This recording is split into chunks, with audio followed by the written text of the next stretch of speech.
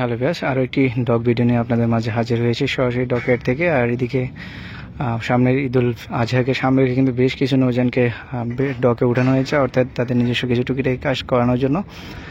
তো আমরা এই মুহূর্তে রয়েছি ঢাকা খেপুপাড়া রুটের এমবি পূবালী 6 নৌযানটির সামনে। আর এই নৌযানটিকেও ডকে তোলা হয়েছে সামনের ঈদকে সামনে রেখে বিভিন্ন সংস্কার কাজ করানোর জন্য। আর ইতিমধ্যে নৌযানটি কিন্তু তলদেশের শুকান কিন্তু খুলে ফেলা হয়েছে এবং তার প্রপেলার শেপও খোলা হয়েছে, দেখতেই পাচ্ছেন।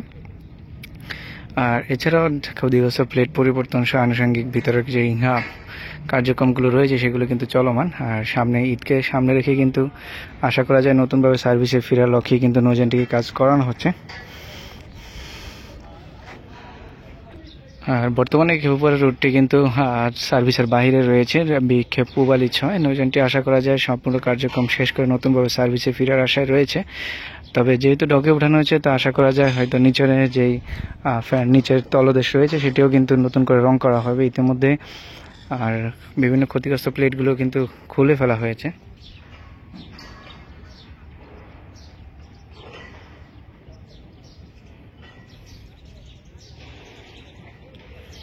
আর এদিকে রয়েছে ঢাকা নয়নমারাদিন এমবি কুয়াকাটা 5 সম্ভবত নাম এটি ছিল। বেশ কিছু কার্যক্রম করার পর কিন্তু একেবারে থমকে গিয়েছে নৌযানটি সম্পর্কে কিন্তু আমাদের চ্যানেল নতুন আরেকটি ভিডিও দেওয়া রয়েছে অনেক আগে। তো কাজটি কিন্তু সেই অবস্থায় রয়েছে। এদিকে দেখা যাচ্ছে পুরোপূর্ণ শেপটি কিন্তু তৈরি হয়ে গেছে নৌযানটির, কিন্তু টোটালি কার্যক্রম কিন্তু গত 4-5 বছর যাবত কিন্তু একই অবস্থায় রয়েছে।